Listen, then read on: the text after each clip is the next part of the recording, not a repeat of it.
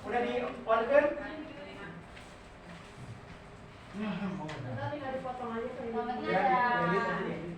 di kameranya ada 10, beres lah 10. Masih masalah Akan ingat yang penting bukti bahwa kita udah diseminasi aja.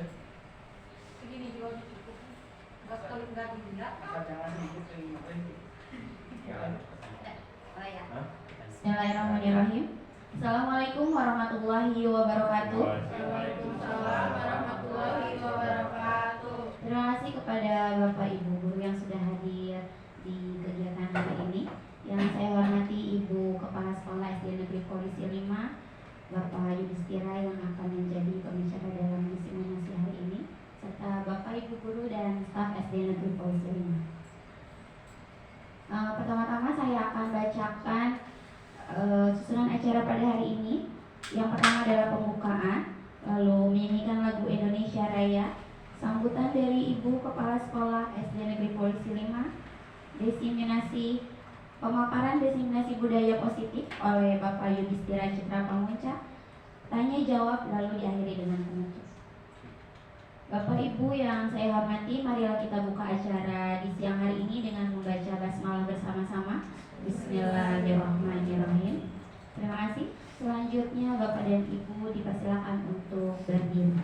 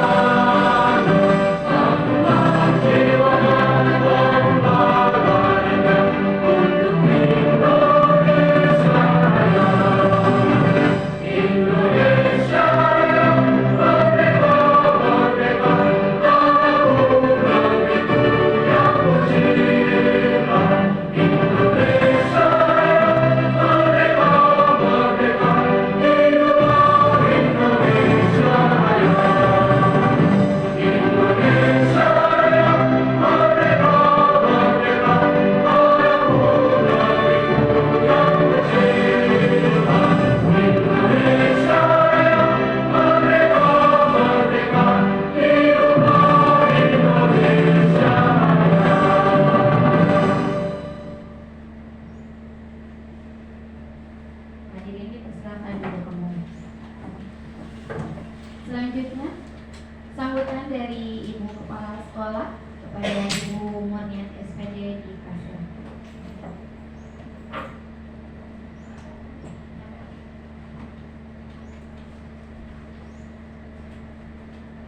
Bismillahirrahmanirrahim. Assalamualaikum warahmatullahi wabarakatuh.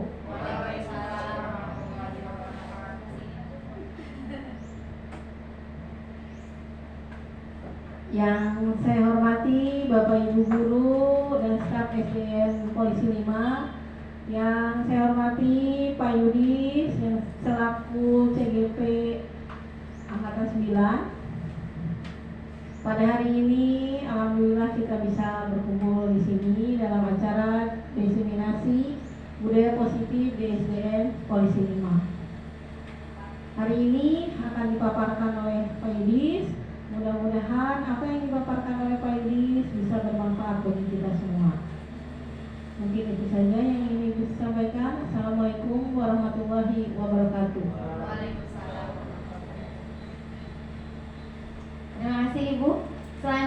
akan kita dengarkan pemaparan diseminasi budaya positif di SD Negeri Polisi 5 oleh Bapak Yudhistira Citra Pamuja.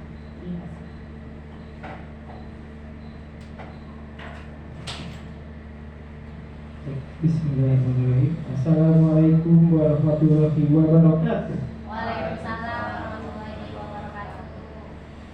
Salam sejahtera bagi kita semuanya. Saya pertama-tama saya ucapkan terima kasih kepada Ibu Kepala Sekolah yang telah memberikan sambutan pada acara hari ini. Yang saya hormati kepada Bapak Ibu guru beserta staf SD Polisi 5 yang terima kasih kembali dapat hadir pada kesempatan di siang hari ini. Izinkan saya menyampaikan menyampaikan diseminasi budaya positif kepada keluarga sekolah di SD Polisi 5. Di sini semata-mata saya sampaikan dalam rangka pemenuhan tugas aksi nyata modul 1.4 calon guru penggerak angkatan 9. Kepada moderator dipersilakan untuk slide selanjutnya. Sebelum kita mulai kepada poin-poin yang akan saya sampaikan, di sini kita sepakati bersama mengenai kesepakatan kegiatan di dalam ruangan ini. Ada 5 poin. Yang pertama, hadir tepat pada waktunya. Yang kedua, bertanya jika dipersilahkan. Yang ketiga, menghargai perbedaan pendapat. Yang keempat, poin yang keempatnya tidak menyinggung perasaan orang lain. Serta yang kelima, tidak memotong pendapat orang lain. Saya kembalikan kepada para peserta yang hadir di ruangan ini. Apakah kesepakatannya sudah cukup atau perlu ditambah? Sudah cukup? Terima kasih. Terima kasih atas atensinya. Kepada moderator silakan slide selanjutnya.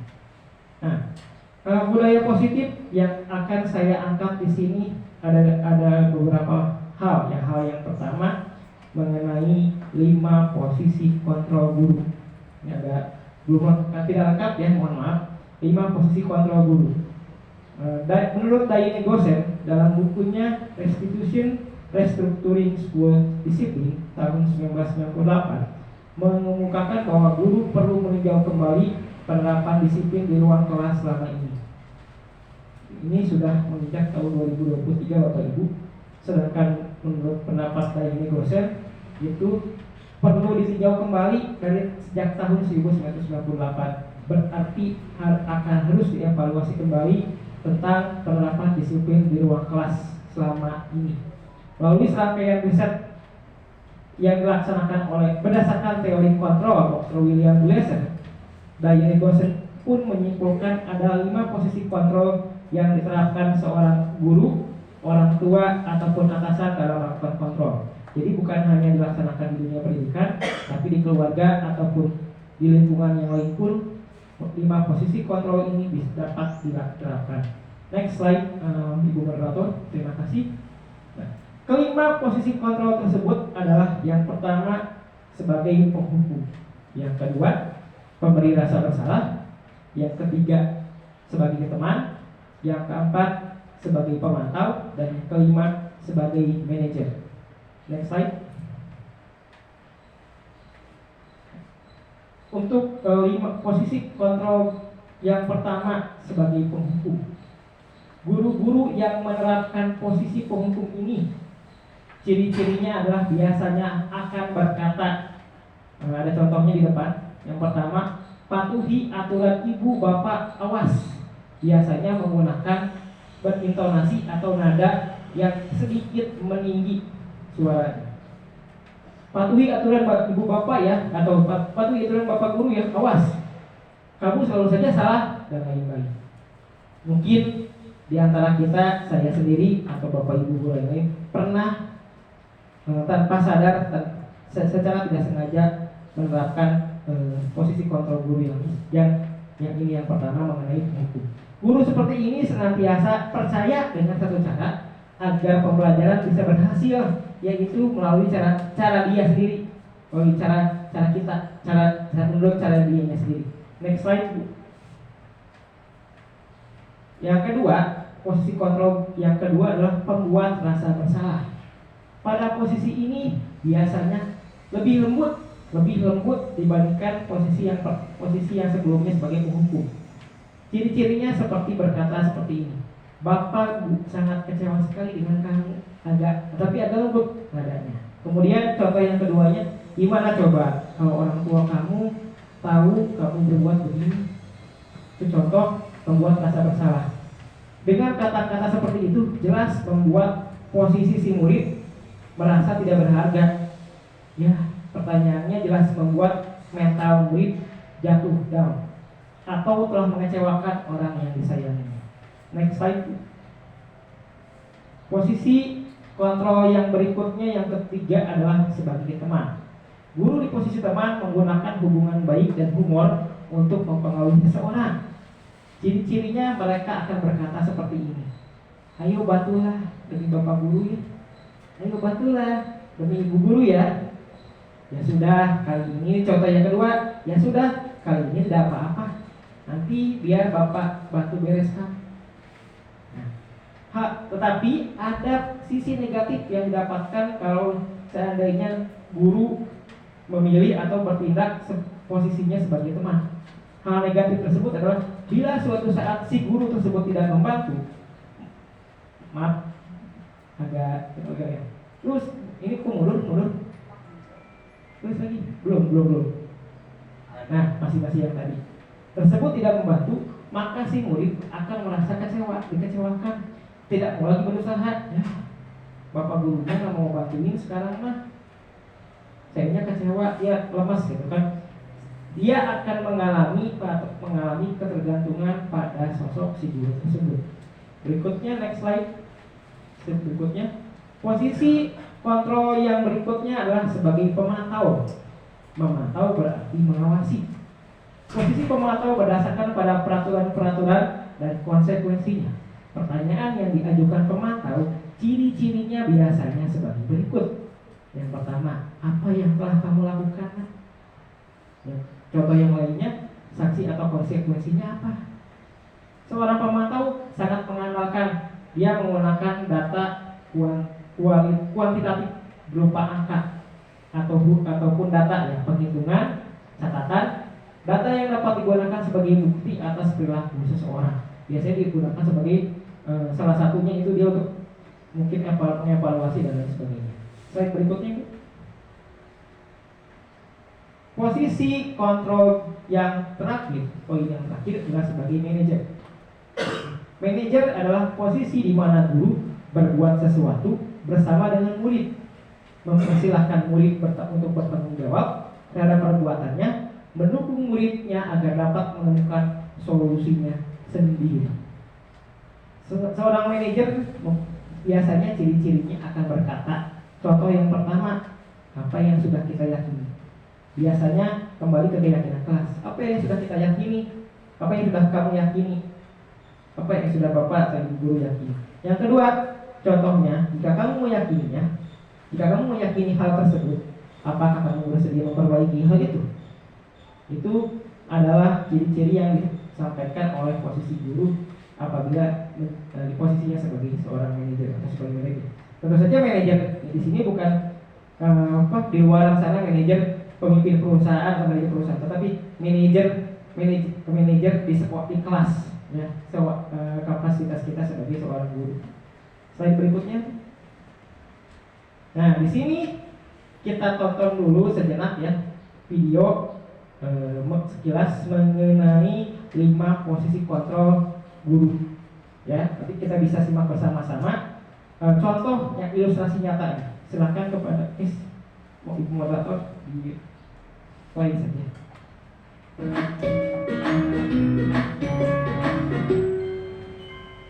Salam bahagia ibu dan bapak guru hebat. Dalam penerapan disiplin positif restitusi, salah satu program yang dikembangkan adalah 5 posisi kontrol. 5 posisi kontrol dalam restitusi adalah proses perjalanan seorang pendidik agar dapat mengenali dirinya. Pada video kali ini, kita akan membahas tentang 5 posisi kontrol yang dikembangkan oleh Diane Gossen dan contoh penerapannya.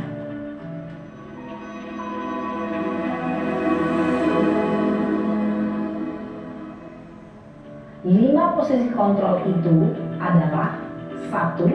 Posisi penghukum. 2. Posisi pembuat merasa bersalah.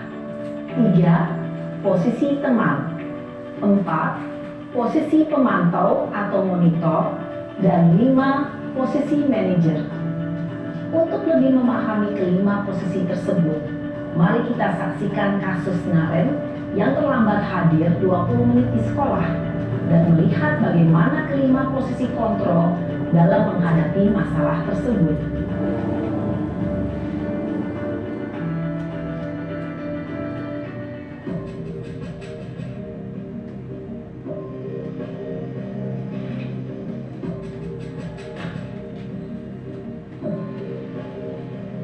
Naren!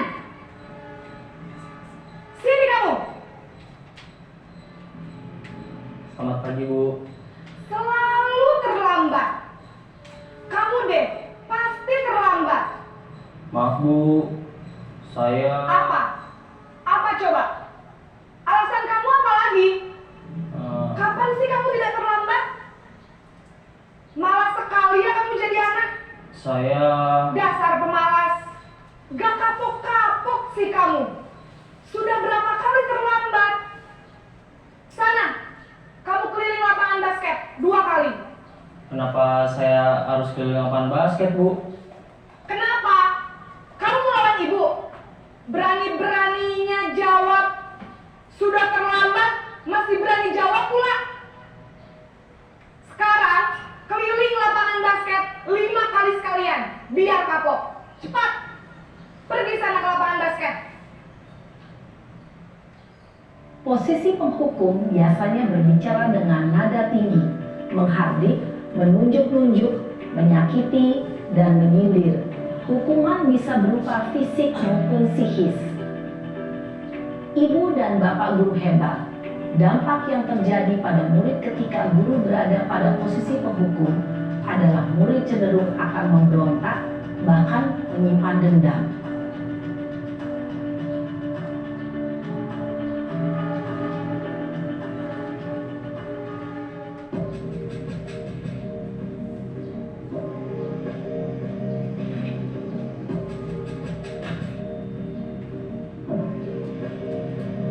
Naren!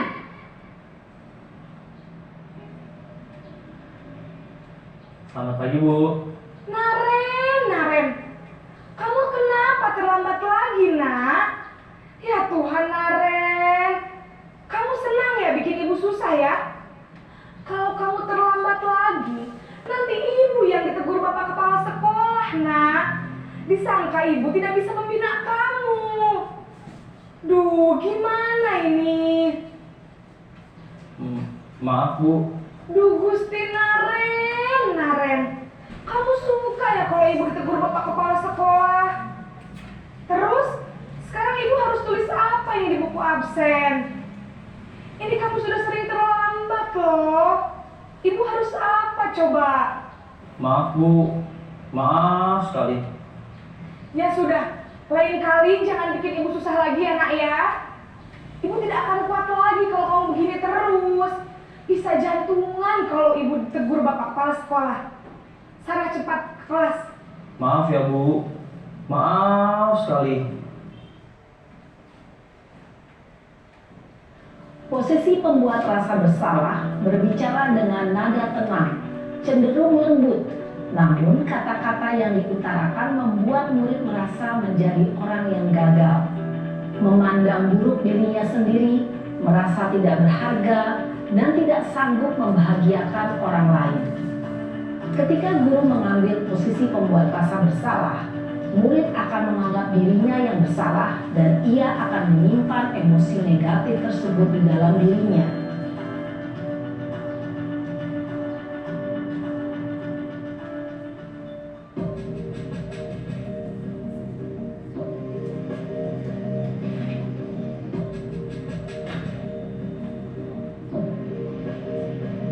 Naren!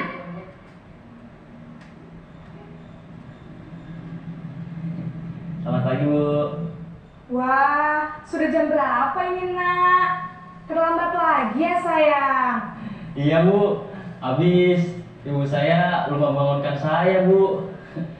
Kamu malah menyalahkan ibu kamu. Kamu bukannya anak yang larinya paling kencang. Kok terlambat sih? Iya Bu, saya memang terlambat bangun tadi. Jadi biarpun saya lari kencang, tetap gak kekejar Bu. Ya sudah sana. Nanti lain kali larinya lebih kencang lagi ya. Biar gak terlambat lagi. Bikin seneng ibu. Demi ibu. Bisa kan? Bisa lah Bu. Ya sudah sana masuk kelas. Ibu beresin urusan absen kamu. Kamu ini ada-ada saja. Dalam posisi teman, guru berbicara dengan nada suara ramah, akrab, cenderung bersenda gurau untuk menjaga suasana tetap santai. Murid akan merasa senang, aman, dan akrab dengan guru. Identitas yang tercipta adalah identitas sukses atau berhasil. Namun, perlu diingat, karena ini masih dorongan eksternal, maka ada faktor ketergantungan dari murid kepada orang tertentu. Di sini, guru absennya, sehingga di lain waktu, murid bisa berperilaku baik, namun hanya kepada orang-orang tertentu saja.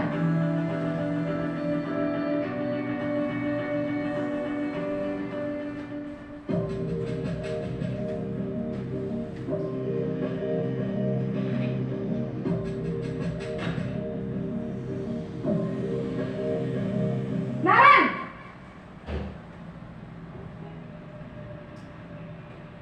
Selamat pagi Bu.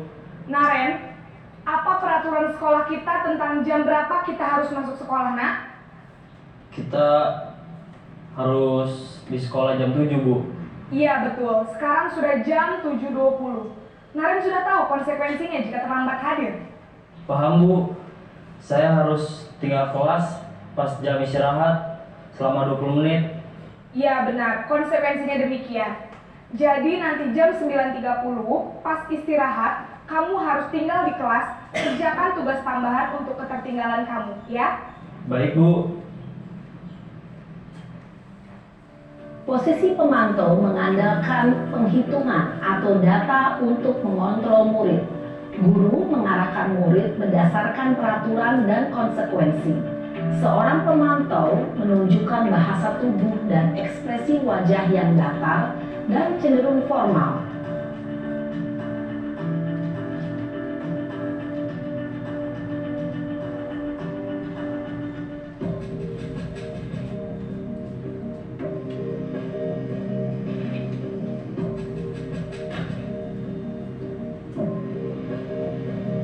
Naren!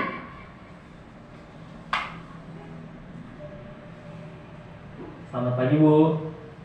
Selamat pagi, Naren. Maaf Bu, saya terlambat. Iya, sekolah masuknya jam 7, sekarang sudah jam 7.20. Jadi sekarang bagaimana ini, Naren? Maaf Bu, saya lupa setel alarm saya semalam. Baiklah, menurut kamu, keyakinan sekolah yang mana yang perlu kamu tingkatkan? Menghargai diri sendiri dan orang lain mungkin ya Bu. Setuju. Jadi, apakah Naren meyakini prinsip saling menghormati tersebut? Iya Bu, saya meyakininya. Apakah Naren bersedia memperbaiki masalah keterlambatan ini?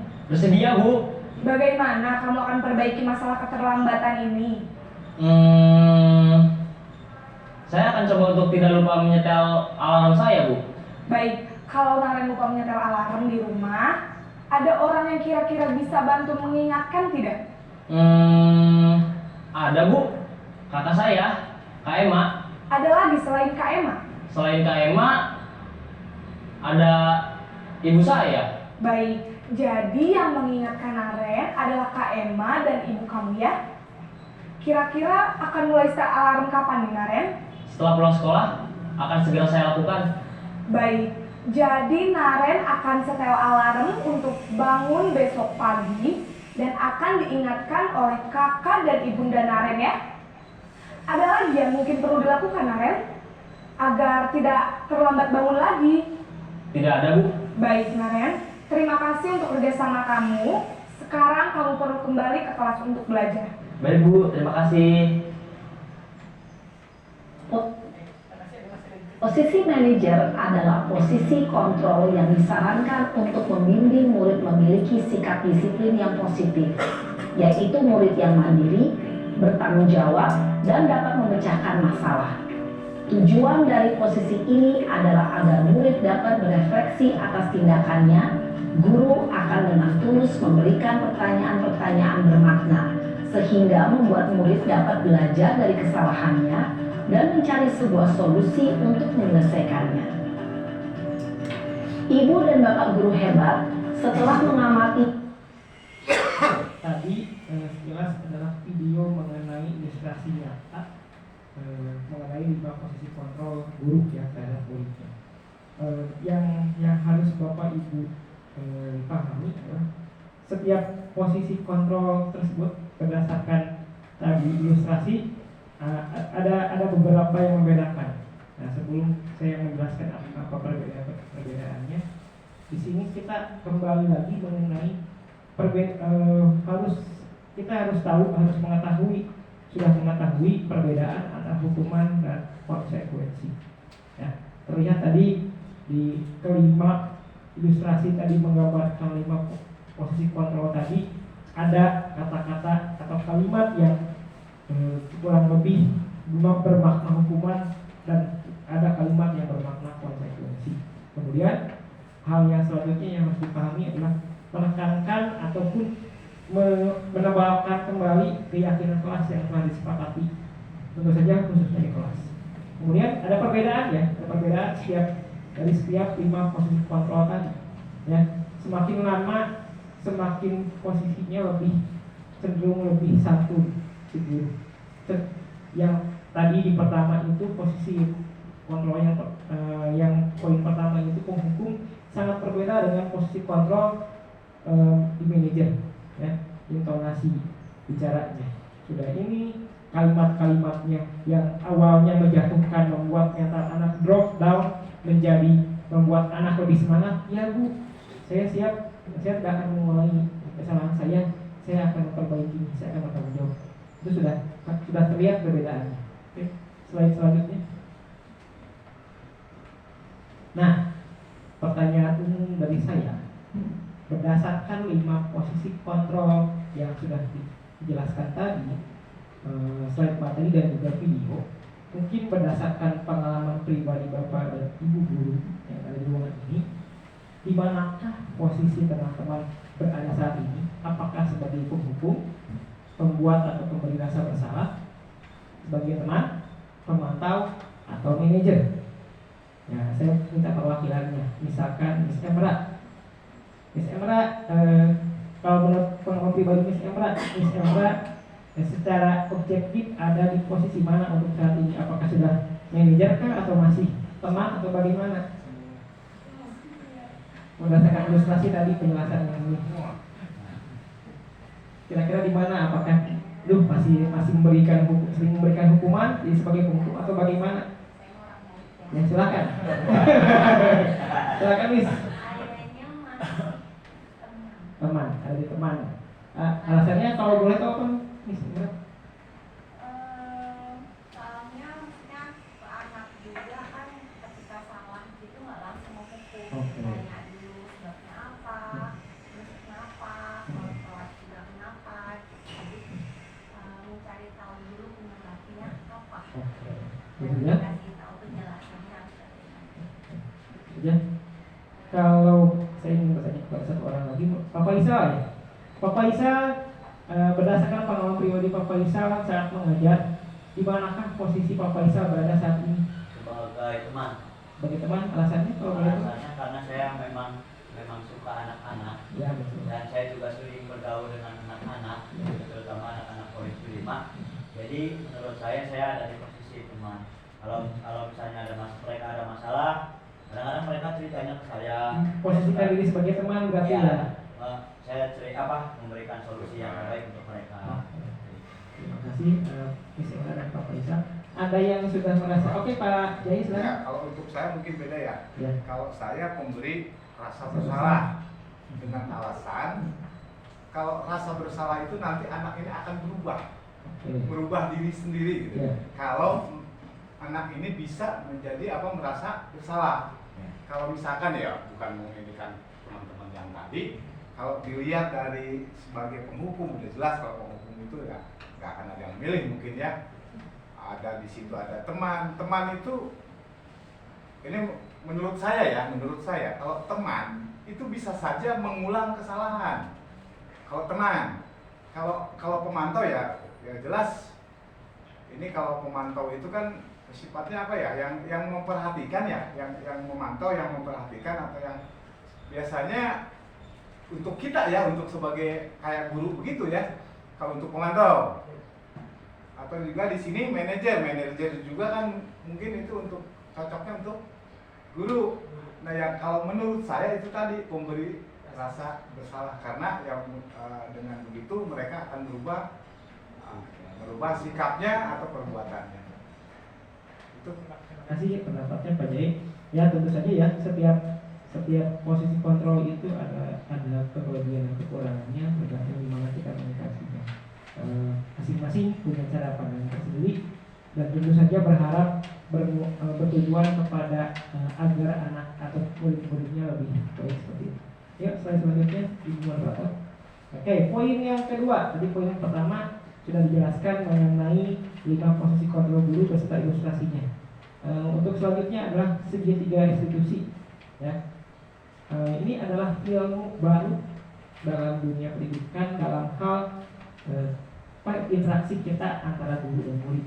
Ada segitiga restitusi ini ada mencerminkan tiga hal. Ini ada sedikit kurang jelas, mohon maaf ya. Nanti slide selanjutnya ada yang lebih ini lagi penjabarannya. Validasi tindakan yang salah. Kemudian mohon izin, menstabilkan identitas terlebih dahulu yang di bawah, kemudian sebelah kiri, bagian segitiga sebelah kiri validasi tindakan yang salah, kemudian bagian segitiga yang kanannya menanyakan keyakinan. Di sini ada beberapa faktor ya, misalkan kamu ingin menjadi orang yang seperti apa, keyakinan kelas apa yang telah kita sepakati itu di menanyakan keyakinan. Adakah cara yang lebih efektif untuk mendapatkan apa yang kamu butuhkan? Kemudian kamu tentu punya alasan mengapa kamu melakukan itu validasi tindakan yang salah. Yuk, silakan slide selanjutnya. Oke, sebelum nanti penjabaran lebih lanjut, seperti halnya tadi 5 posisi kontrol guru, saya akan meminta kepada teman-teman izin untuk menyaksikan kembali ilustrasi mengenai penerapan segitiga restitusi. Silakan untuk Hadiah Ibu dan Bapak guru hebat.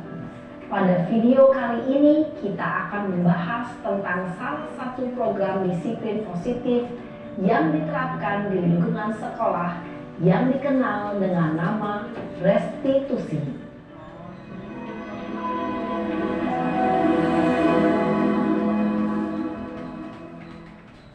Restitusi dikembangkan oleh pakar pendidikan Diane Gosling, berlandaskan pada teori kontrol Dr. William Blaser. Segitiga restitusi adalah suatu proses dialog yang dijalankan oleh guru atau orang tua agar dapat menghasilkan murid yang mandiri dan bertanggung jawab. Pada saat guru di posisi manajer, aspek yang dikembangkan pada murid adalah motivasi intrinsik, sehingga penanaman nilai-nilai kebajikan dapat tumbuh dan berkembang menjadi suatu kebiasaan positif yang akhirnya membentuk karakter murid.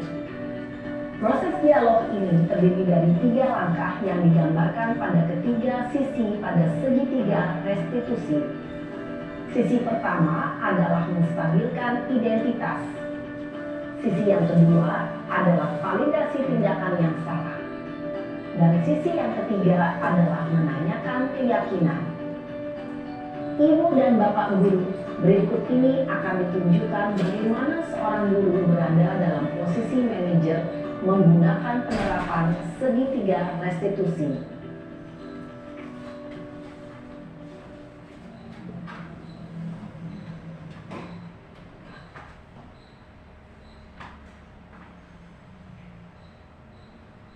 Siang Sarah. Siang Pak. Sudah lama nggak ketemu Sarah. Kenapa hari ini ada di sini? Kesel Pak, kesel banget. Masa aku dikatain tukang fitnah Pak? Ya aku marah lah. Aku gak dikatain Eka di depan kelas. Kesel banget. Juli, Oh begitu. Ya pasti kamu marah dan kesal. Bapak juga akan marah apabila ada yang menuduh Bapak seperti itu. Kemudian pada saat itu kamu mau melakukan apa? Ya saya langsung ngatain Eka lah Pak. Kesel banget. Saya bentak-bentak dia depan teman-teman lain. Oh begitu. Pasti kamu melakukan seperti itu karena suatu alasan tertentu, bukan? Iyalah, masa saya diam saja Pak? Ya saya bela diri lah. Masa saya dituduh tukang fitnah? Ya wajar lah. Mempertahankan harga diri itu sesuatu yang penting buat kamu. Untung kamu tidak bertindak lebih gegabah lagi, hanya membentak-bentak. Iya Pak. Untung saya masih bersabar dan hanya membentak saja. Sudah gemes padahal. Saya pasti bela diri lah. Ya pasti ya. Tapi kamu memilih untuk tetap bertahan dan bersabar. Kamu memilih untuk tidak berbuat lebih parah lagi, bukan? Iya. Nah, sekarang coba kita lihat lagi tindakan kamu yang bentak-bentak Eka di kelas. Tindakan kamu itu kira-kira sesuai dengan keyakinan kelas atau prinsip kamu tidak? Enggak lah Pak. Capek Pak jadi pemarah. Jadi keyakinan atau prinsip mana yang kurang sesuai dengan keinginan kamu? Ya, saya sebenarnya sangat menghargai orang lain. Mungkin saat itu saya menjadi emosi, jadi tidak menunjukkan sikap itu. Kamu meyakini tidak? Menghargai orang lain itu penting buat kamu. Yakinlah Pak. Iya, setuju. Kita harus saling menghargai. Namun, ada juga keyakinan yang kita sepakati yang perlu kita jalankan apabila kita sedang marah, bukan?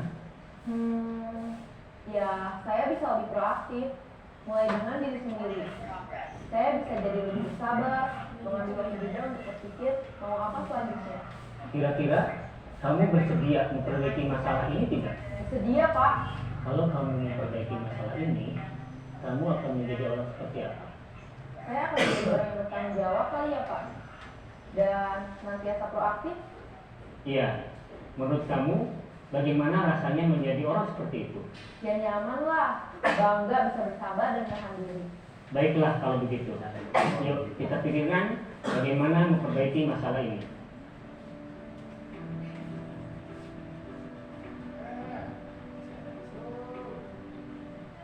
Ibu dan Bapak guru hebat. Baru saja kita menyaksikan contoh bagaimana seorang guru berada dalam posisi manajer menggunakan penerapan segitiga restitusi. Mari kita bahas satu persatu. Pada sisi pertama, menstabilkan identitas berdasarkan pada prinsip bahwa membuat kesalahan adalah bagian dari proses pembelajaran. Sisi pertama dari segitiga ini berperan menggeser identitas murid dari identitas gagal ke identitas sukses. Murid yang sedang bertingkah laku yang tidak pantas atau menarik diri saat itu sedang mengalami identitas gagal. Bila kita mengkritiknya, maka posisinya tidak akan berubah. Kita bisa mengajukan pernyataan-pernyataan ini. 1. Membuat kesalahan sesuatu yang wajar. 2. Manusia tidak ada yang sempurna. 3. Kita bisa memperbaiki masalah ini. 4. Saya tidak menanyakan kesalahannya. Saya lebih fokus bagaimana memperbaiki masalah ini. 5. Apakah saat ini kamu tengah menjadi orang yang baik untuk dirimu sendiri? Pada sisi kedua, validasi tindakan yang salah berlandaskan pada prinsip bahwa setiap perilaku berupaya memenuhi suatu kebutuhan tertentu. Guru yang telah memahami teori kontrol akan bergeser dari pemikiran stimulus respon menjadi proaktif dan mencoba untuk mengenali tujuan dari perilaku murid, mengenali dan mengakui kebutuhan murid ini dapat memperbaiki hubungan dengan murid tersebut. Pernyataan atau pertanyaan bisa disampaikan dengan nada suara tidak menghakimi atau memojokkan, sehingga dapat mengembalikan murid pada posisi positif. 1. Kamu bisa saja bertindak lebih gegabah lagi dari ini. 2. kamu bukan melakukannya tanpa suatu alasan tertentu. 3. Kamu melakukannya karena mempertahankan sesuatu yang penting bagimu. 4. Mungkin kamu bisa mempelajari suatu perilaku baru yang lebih efektif. Bersediakah kamu mempelajarinya? Selanjutnya, kita akan simak sisi terakhir, yaitu menanyakan keyakinan. Teori kontrol menyatakan bahwa pada dasarnya kita termotivasi secara intrinsik. Pada saat perilaku yang salah telah divalidasi dan identitas sukses telah stabil, maka murid telah siap mengaitkan keyakinan-keyakinannya dengan tindakannya yang salah, dan pemikirannya telah bergeser ingin menjadi orang yang dituju. Pertanyaan-pertanyaan ini dapat mengaitkan keyakinan-keyakinan yang dianut murid. 1. Sebagai keluarga atau kelas, apa yang kita yakini? 2. Nilai-nilai apa yang telah kita sepakati? 3. Seperti apa gambaran sebuah kelas yang ideal bagi kamu? 4. Kamu ingin menjadi orang seperti apa?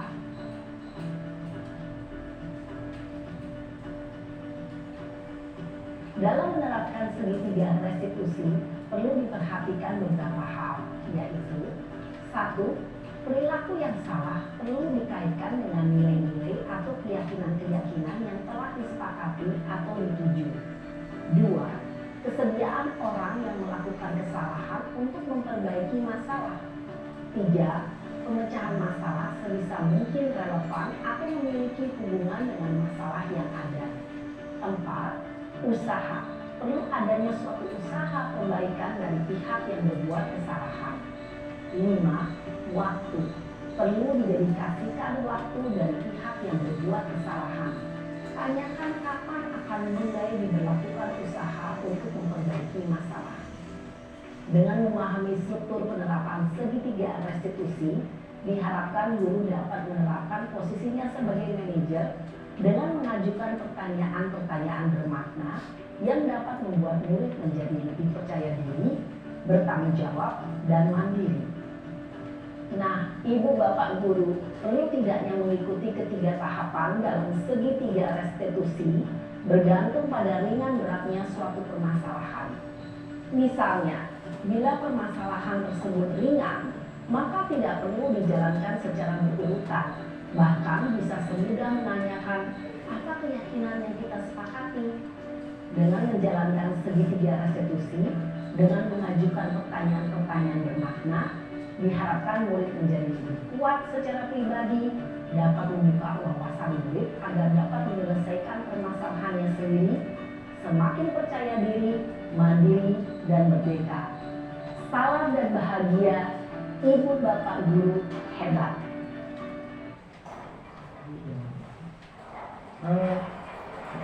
Video tadi yang sudah teman-teman bapak ibu teman-teman simak mengenai ilustrasi secara nyata, ya bapak ibu secara nyata mengenai penerapan segitiga restitusi. Kalau kita tarik benang merah ke belakang, terutama berhubungan dengan 5 posisi kontrol guru, maka segitiga pelaksanaan atau penerapan segitiga restitusi ini berkaitan erat dengan posisi kontrol guru sebagai manajer. Ya. Bukan berarti posisi kontrol yang lain tidak penting, tetapi untuk dapat melaksanakan segitiga restitusi ini, maka seorang guru harus sudah mampu dalam hal memposisikan dirinya sebagai seorang manajer. Ya, di situ tadi kesimpulan yang dapat kita ambil berdasarkan video tadi bahwa segitiga restitusi ini tidak ada langsung menjudge murid atau anak yang melakukan kesalahan. Tidak ada menjudge, menuduh langsung ibaratnya kamu jadi kamu yang melakukannya, kamu salah, kamu begini, tidak. Maka ada kata-kata contohnya seperti kamu wajar wajar melakukan kesalahan, manusia tidak sempurna, seperti itu.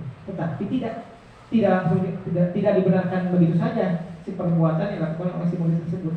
Ada kata kalimat-kalimat tambahan dia wajar membela diri, tetapi kita dukung, kita dukung, kita support agar anak dapat berbuat baik ke depannya. Ada tambahan, tetapi kamu perlu menambahkan sikap kamu yang baru di masa yang akan di lain waktu. Kamu perlu memperbaiki sikap kamu di lain waktu agar kamu dapat menyikapi kalau kejadian serupa terulang kembali seperti ini. Slide berikutnya, Bu.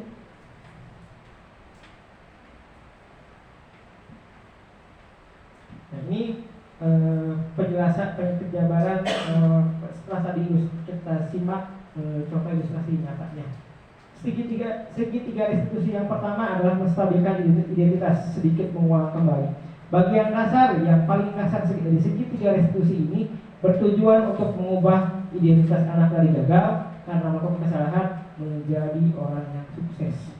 Anak sudah punya identitas gagal, jangan sampai bertambah gagal lagi, tapi merubah mindset identitas gagal tersebut menjadi anak yang berhasil.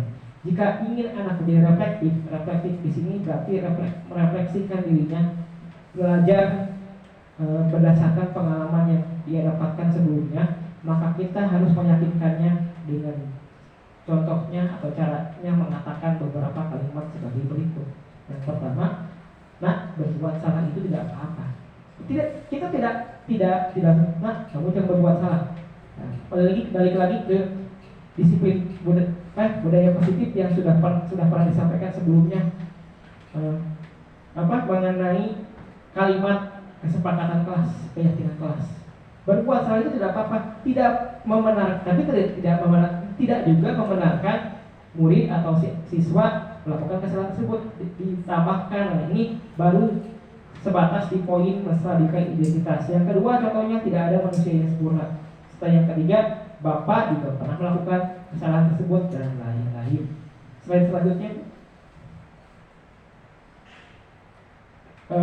Segitiga restitusi yang kedua, validasi atau memvalidasi tindakan yang salah. Setiap tindakan kita lakukan dengan satu tujuan, yaitu memenuhi kebutuhan dasar dari si anak tersebut.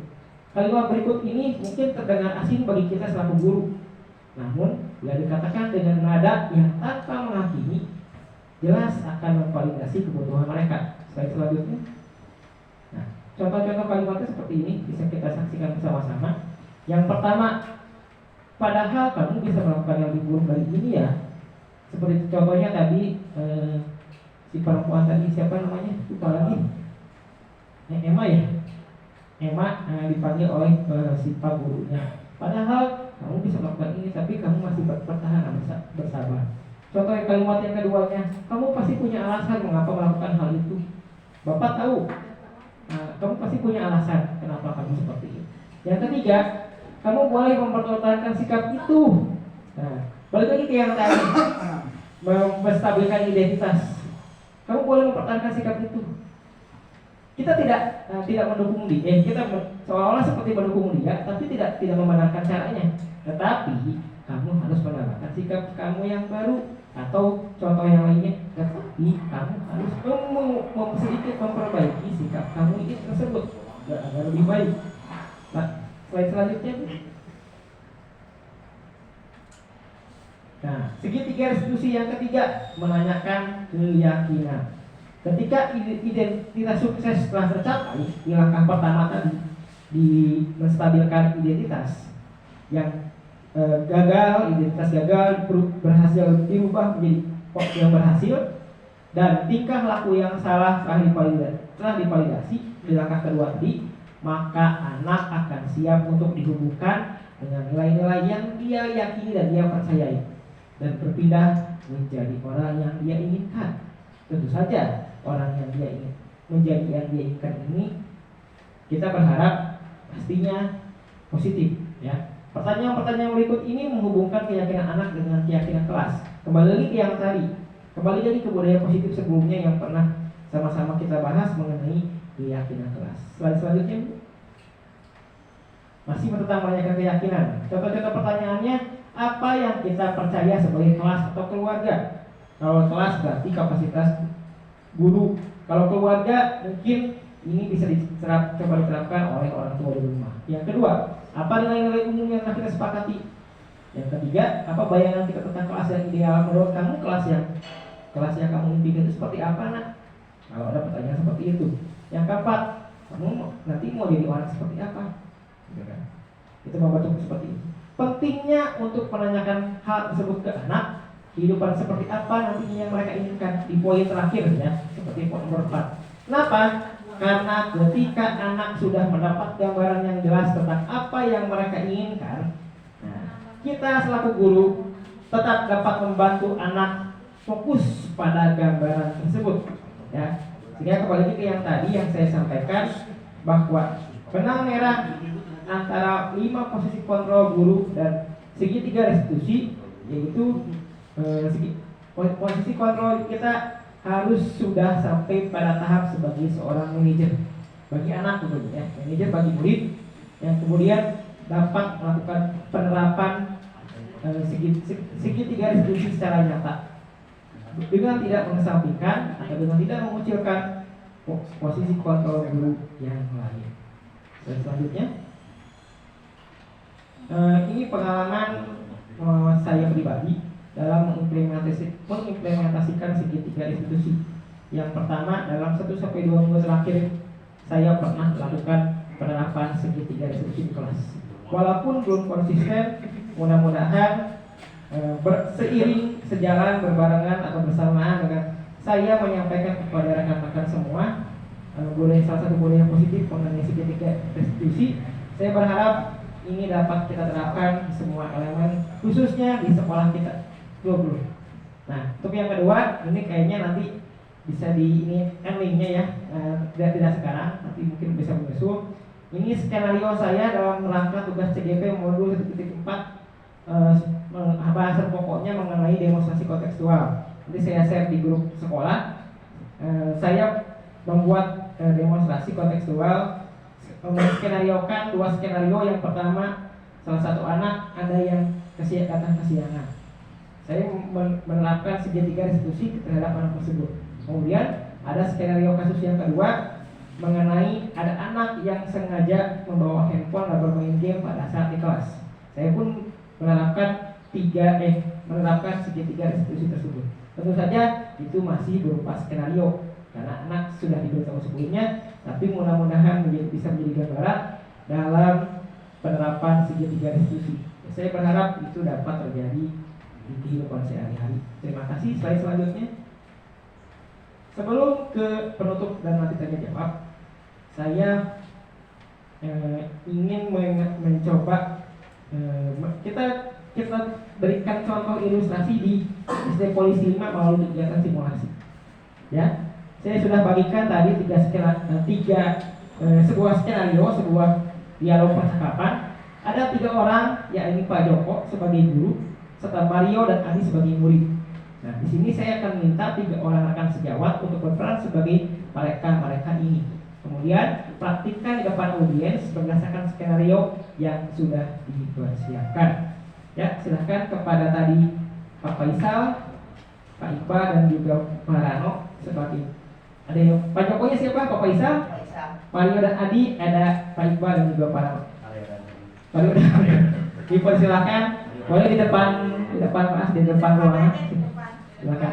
Boleh kalau tidak hafal seperti anak-anak dibaca saja skenario kayak dialognya, silakan. Agar nanti Pak Joko suaranya terdengar jelas. Ya, mau pakai mikrofon? Enggak usah. Mario dulu, jam. Insyaallah.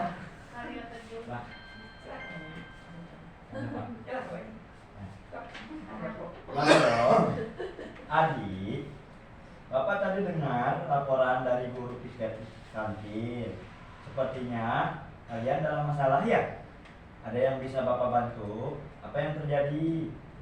Ya Pak, tadi pada jam istirahat pagi kami main lempar-lempar makanan di kantin, tapi tidak sengaja ternyata kena wajah Ibu Dina. Kami ketika beliau sedang berjalan. Kalian main lempar-lemparan makanan di kantin, kena wajah Ibu Dina ya? Ketika beliau sedang lewat. Iya Pak. Oh, berdoa ya. Nadia, ada informasi yang kamu mau tambahkan? Kami tidak bermaksud melakukannya, Pak, tapi kami tidak sengaja. Apakah kalian tahu kalau kalian berdua dalam masalah sekarang? Iya. Baiklah, Bapak di sini bukan untuk mencari siapa yang salah. Bapak di sini untuk mencari penyelesaian, sama-sama berpikir, sama-sama tentang apa yang bisa kita lakukan untuk memperbaiki situasi ini. Kalian pasti melakukan itu, ada alasannya kan? Pasti seru ya main lempar-lemparan makanan begitu. Iya, Pak. Ya, Bapak bisa lihat kalian merasa senang melakukannya. Tetapi yang kalian lakukan merugikan orang lain sehingga sekarang kalian dalam masalah. Iya, Pak. Sekarang mari kita bicara tentang keyakinan kelas dan keyakinan sekolah kita. Apa yang kita percayai? Apa yang kita percaya? Yang mana yang kalian belum tunjukkan? Kita harus bersikap baik satu sama lain, Menghormati orang lain dan menghormati dirimu sendiri. Kalian berdua ingat dengan baik keyakinan kelas kita. Kita kembali pada ketika kalian main lempar-lemparan makanan. Dan mengenai Ibu Dina, apakah ketika kita melakukan itu kalian menghormati orang lain dan lingkungan? Tapi kita mendapatkan rasa senang. Menurut Bapak, ada cara untuk mendapatkan rasa senang tanpa merugikan orang lain. Bagaimana menurut kalian? Iya, Pak. Nah, sekarang mari kita selalu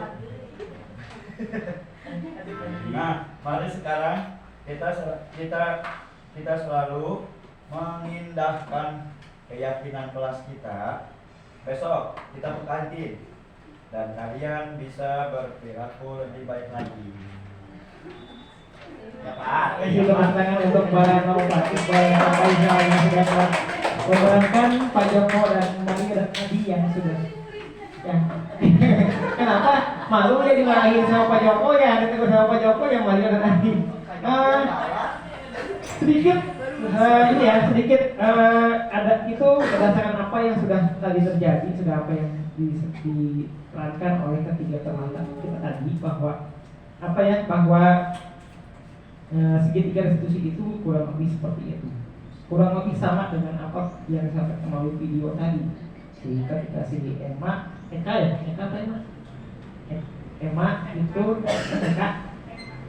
itu berhadapan dengan guru tersebut ya. Itu tidak ada menjatuhkan, tidak ada membuat murid atau anak drop atau down.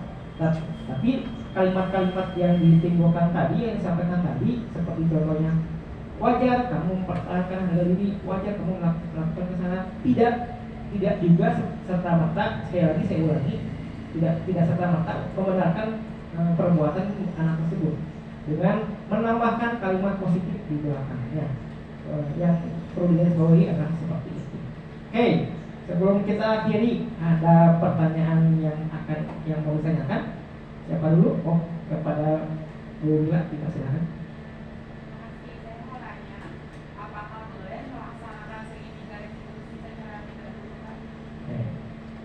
Apakah boleh, apakah bisa melaksanakan penerapan segitiga restitusi secara berurutan? Kalau berdasarkan tadi kan urutannya menstabilkan identitas, memvalidasi tindakan yang salah, kemudian yang ketiga menanyakan keyakinan. Nah, kalau pendapat saya pribadi, saya selaku wali kelas juga, bahwa segitiga restitusi itu boleh ataupun bisa dilaksanakan tidak secara berurutan, asalkan dilihat dari kapasitas ataupun dilihat dari masalah yang dihadapi. Jika masalahnya atau kasusnya tidak berat atau masih kadar ringan, levelnya ringan, maka kita boleh melaksanakan segitiga restitusi secara berurutan, dimulai dari yang menurut visi guru atau wali kelasnya bisa lebih didahulukan mana. Tetapi tergantung kembali lagi ke yang tadi, level permasalahan atau kasusnya. Jika memang agak sedikit berat, agak besar pas kasusnya, itu kembali lagi ke yang tadi, hakikatnya segitiga restitusi itu diterapkan secara berurutan. Tergantung masalahnya, kembali lagi ya Bung Nas. Sudah jelas? Ya, terima kasih. Ada pertanyaan berikutnya? Oh, Bu Ida, silakan Bu Ida. Waalaikumsalam warahmatullahi wabarakatuh.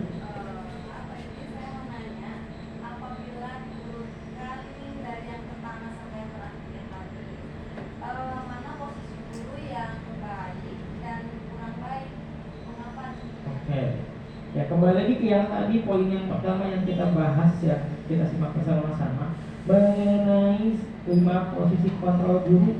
Ya, kalau diurutkan dari berdasarkan posisi kontrol yang dapat dimaksimalkan, ya tentu saja ada kadar yang sangat cukup baik sampai tidak kurang baik atau tidak begitu baik. Saya urutkan dari pertama. Tentu saja posisi yang pertama yang paling layak adalah sebagai seorang manajer. Kemudian yang kedua adalah sebagai seorang teman. Yang ketiga sebagai pemantau. Yang keempat agak level ke bawahnya sebagai pemberi rasa atau pembuat rasa bersalah. Yang kelima sebagai penghukum.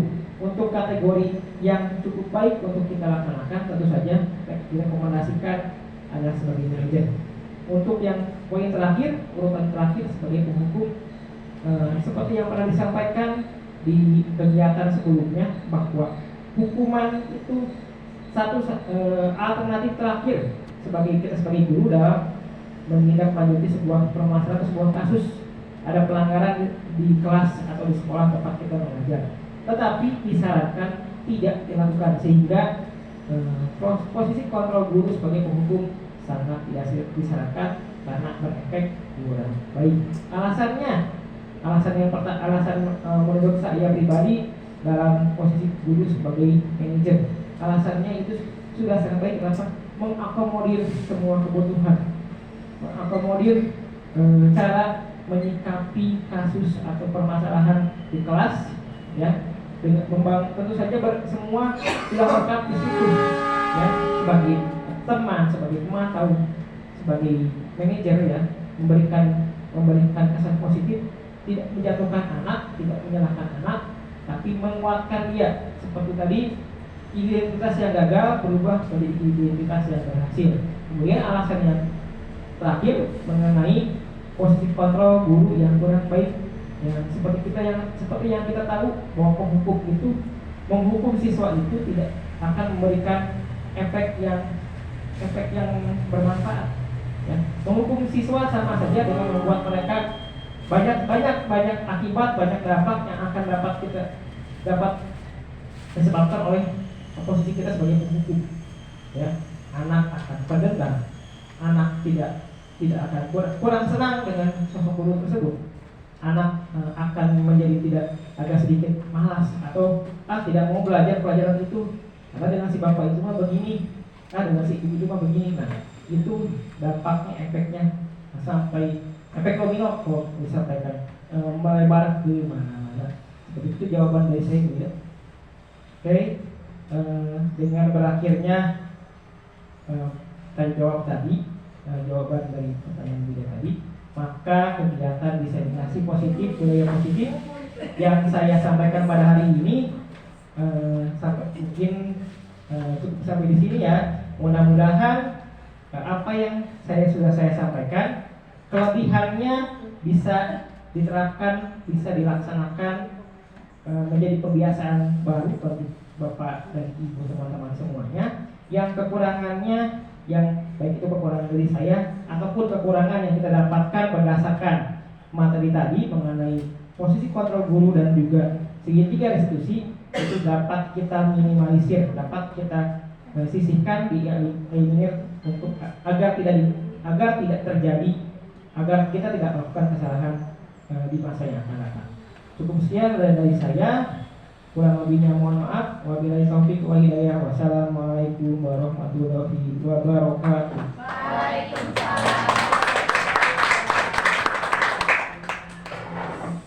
Alhamdulillah. Terima kasih Pak Yudis ilmunya untuk hari ini.